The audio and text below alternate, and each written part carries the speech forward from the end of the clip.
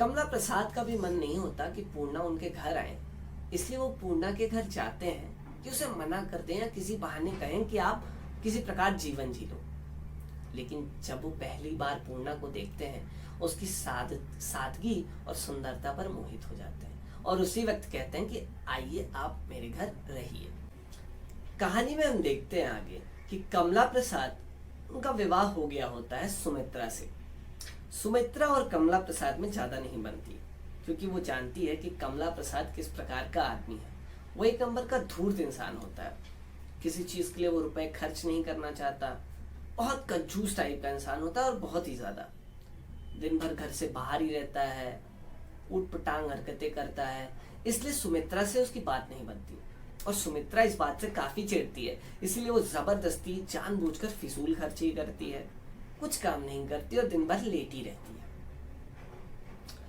पूर्णा के आने के बाद घर में सुमित्रा को एक सहारा मिल जाता है। घर में उसे किसी से बनती नहीं ज्यादा, तो पूर्णा और सुमित्रा हमेशा साथ बैठकर अपने दुख दर्द, अपनी सारी बातें करते रहते हैं। दूसरी तरफ प्रेमा का विवाह दाननाथ से हो जाता है और प्रेमा दाननाथ के यहाँ चली जाती है। लेकिन दाननाथ अब धीरे धीरे शकी होते जाते हैं। वो जानते थे कि प्रेमा और अमृत राय काफी प्रेम करते हैं और दूसरी तरफ अमृत राय और दाननाथ भी घनिष्ठ मित्र होते हैं और इसलिए दाननाथ काफी शकी टाइप के इंसान हो जाते हैं। उन्हें अभी भी लगता है कि प्रेमा मुझे इतना नहीं चाहती है, प्रेमा अभी भी अमृत राय से ही प्रेम करती होगी, इसलिए वो मेरी तरह मेरे साथ पूरी अच्छी तरीके से नहीं होगी और ना मुझसे कभी प्रेम कर पाएगी। और ना मैं अमृत राय जितना इंटेलिजेंट हूँ, ना मैं सेवा में ही ठीक हूँ और ना मेरे पास अमृत राय जितने पैसे हैं खानदानी। इसलिए वो प्रेमा पर काफी शक करते रहते हैं और समय समय पर उनका इम्तिहान भी लेने की कोशिश करते हैं। जैसे कभी कभी वो अमृत राय के प्रति ऊटपटांग झूठी मूठी बातें भी बताते हैं, जिस पर प्रेमा भड़क भी जाती है।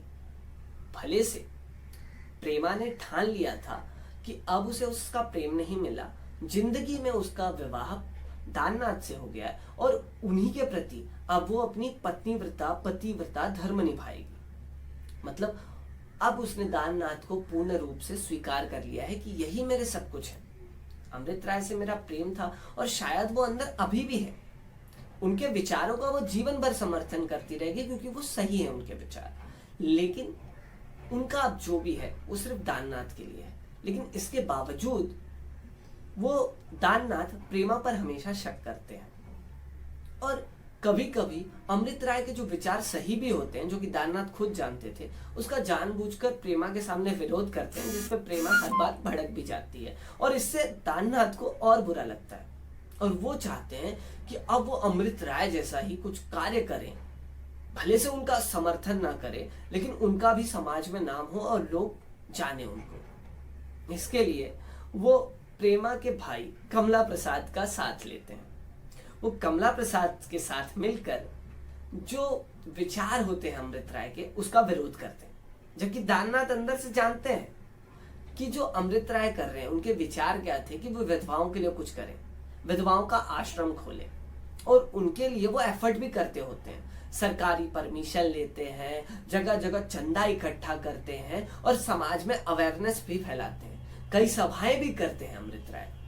लेकिन इससे उनका नाम बहुत होता है और दाननाथ इससे चिढ़ते हैं। वो चाहते हैं उनका भी नाम हो, इसलिए वो कमला प्रसाद के साथ मिलते हैं और ये समझाते हैं लोगों को मिलके कि जो इनके विचार हैं अमृत राय के, वो तो हमारे रीति रिवाज, हमारी सभ्यता को खराब कर रहे हैं, समाज में कुरीति फैला रहे हैं। और इससे वो थोड़ा लोगों के बीच आ जाते हैं, क्योंकि बहुत सारे ऐसे होते हैं जो पुराने ही रीति रिवाज के समर्थक होते हैं और विधवा विवाह के खिलाफ होते हैं और विधवा जो वो वनिता भवन जो कि विधवाओं के लिए बनाना चाहते हैं अमृत राय, उसका विरोध करते हैं और चाहते हैं कि उन्हें चंदा भी ना मिले। अब दाननाथ कई सभाएं करते हैं गांव में। उस सभा के लिए वो पूरी तरह प्रिपेयर भी होते हैं, कई कई दिन घर से बाहर भी नहीं निकलते कि सभा में उनका भाषण ऐसा होना चाहिए कि लोग उनकी बातें करें।